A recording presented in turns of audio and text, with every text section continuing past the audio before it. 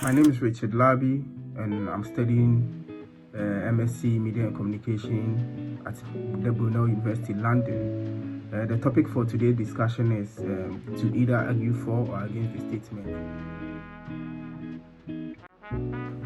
This presentation is going to speak for the statement, where I'm going to outline the complexities of the concept or the study, and then also provide evidence to my stand and the reason why I'm speaking for the statement based on the research I've done regarding the topic.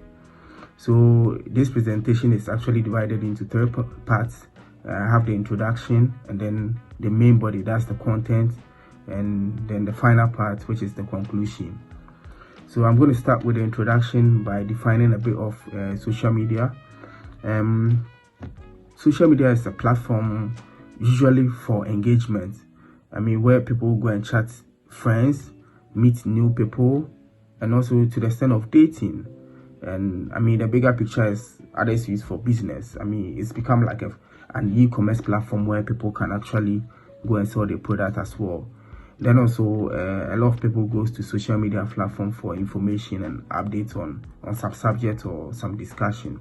So to be honest, social media has become part and parcel of our daily lives, especially to the people who spend almost 50% of their daily lives on social media getting informed. So social media actually keeps us well informed. As I said, it's become part of our life. So in the past, or gone are the days when the ideal body image was often dictated by the culture and the societal norms, and people used to look at just what their mothers or their fathers were looking like. But it's now influenced heavily by the images we see online.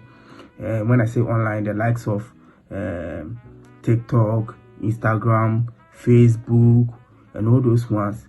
And it's created a new standard for what is considered as attractive, desirable, and healthy body, and the standard of what a body should look like. As a result, perception of our own bodies have shifted from the olden days to the new ways of seeing things, which leads to both positive and negative effects on our mental and physical well-being.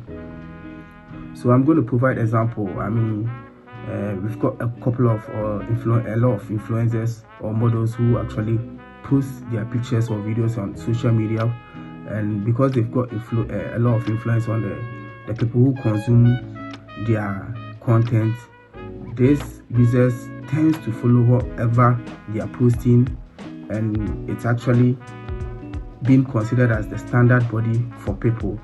So these users who cannot stand it tends to compare themselves or see it as a measure of what they should look as. So when these models or influencers post on social media, these users find ways of how they could achieve such bodies, without forgetting that these models or influencers could actually employ some tools just to make their bodies look like that. And if I say tools, I'm coming from the point of a lot of editing softwares, the likes of Photoshops and other softwares as well. And in the real life, makeups, and people, these influencers or models, going to the extent of having plastic surgeries, which most of these users are not well informed, and makes it look like that's how the normal human body should look like. Back in Ghana, I've got a couple of people I know who have done the plastic surgery, and they are not even saying it to people. But when people see this body, they feel like that is the standard and they want to achieve this body. They tend to look in the direction of healthy living, maybe their dietary and what they are supposed to consume. Because they have no knowledge of what these people have done, it tends to affect them, and then they'll go into that direction just trying to achieve that statement. Another field where social media has actually impacted how our body looks like is fit inspiration. When I say fit inspiration, it's more of how people trying to live a healthy life, going to the gym and exercising their body as well. So I remember way back in Ghana when we had COVID, a lot of people were actually tending to look at the gym side because they felt like when they eat at home a couple of times they were going to be like obese. So these fit instructors or fitness instructors or gym instructors starting telling or exhibiting ways of how people could actually stay at home and maintain the ideal body. So they were just teaching them their dietary plan, what they are supposed to do, what they are supposed to eat, how they are supposed to live their life. So I mean, regarding this, I could actually say it could be in the positive form or the negative form. But then also, if a fit instructor is just telling you how your diet is supposed to be, not backed by any medical ideology or medical advice, it could actually, in the long run, affect you one or the other way. So let me just be with the fact that it could actually affect you or change your perception of how you should look like. So in Ghana during the COVID, a lot of people were trying to achieve a good lifestyle or healthy living, and then these fitness people were telling them the organic product they were supposed to take, what they are starting telling or exhibiting ways of how people could actually stay at home and maintain the ideal body. So they were just teaching them their dietary plan, what they are supposed to do, what they are supposed to eat, how they are supposed to live their life. So I mean, regarding this, I could actually say it could be in a positive form or a negative form. But then also, if a fit instructor is just telling you how your diet is supposed to be, not backed by any medical ideology or medical advice, it could actually, in the long run, affect you one or the other way. So let me just be with the fact that it could actually affect you or change your perception of how you should look like. So in Ghana during the COVID, a lot of people were trying to achieve a good lifestyle or healthy living, and then these fitness people were telling them the organic product they were supposed to take, what they are supposed to eat, and then what they are not supposed to eat. And then this can actually lead to people not eating properly, not taking their diets, their balanced diet and all, and it could actually lead, we all know the consequence of this. Another field or more or another direction where social media has actually affected us is it has actually created a culture of comparison, where people tend to compare their bodies to other people they see on social media and making it feel like that is the standard. And if care is not taken, it could actually lead to low self-esteem or inadequacy, because when people see other people images on social media platform and they tend not to match up, they see themselves like they are not trying or they are not even part of the whole discussion.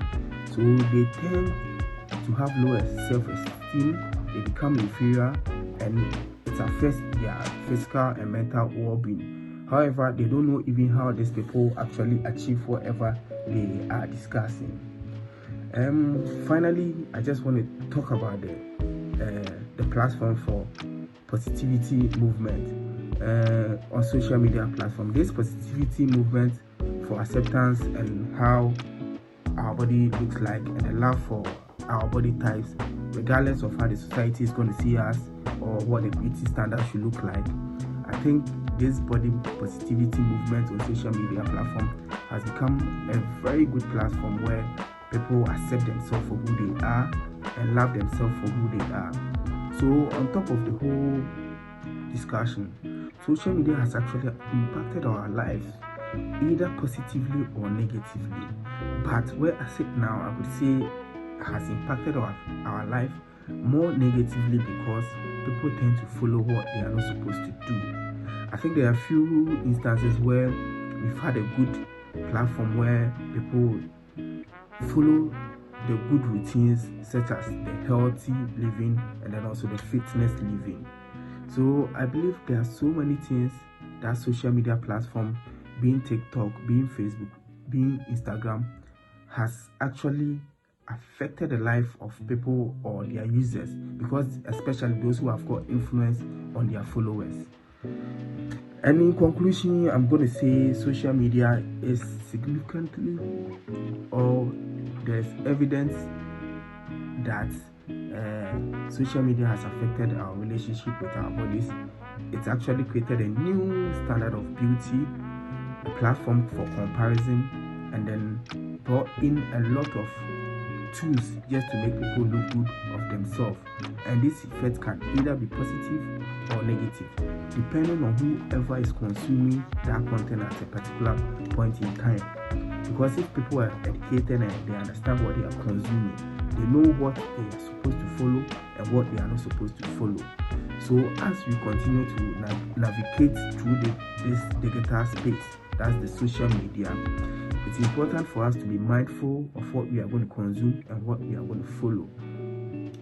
So for my submission, I believe in all evidence or with all research I've done and what I've gathered as a student regarding the statements, I believe social media has actually had a significant influence or impact on the users, either positively or negatively, and which we need to attend to. There's a lot of attention drawn to this side or this research because there have been emergence of reports in this direction, and people are really researching into this topic. So there's a lot of attention drawn to this side as well, and it gives a conclusion or it gives evidence that it has actually impacted our daily life, and we need to make sure it's coming out to be positive rather than negatively, which is going to affect the society. And we all know it's the young generation who are predisposed or exposed to this circumstance because they are now building their bodies and they fall in traps whenever they see people bodies, and they become accustomed or they are into or excited about the whole body. So this is my submission regarding the statement and also the statement I spoke for. Thank you, and I appreciate the opportunity to share my thoughts and my mind on this topic. Thank you.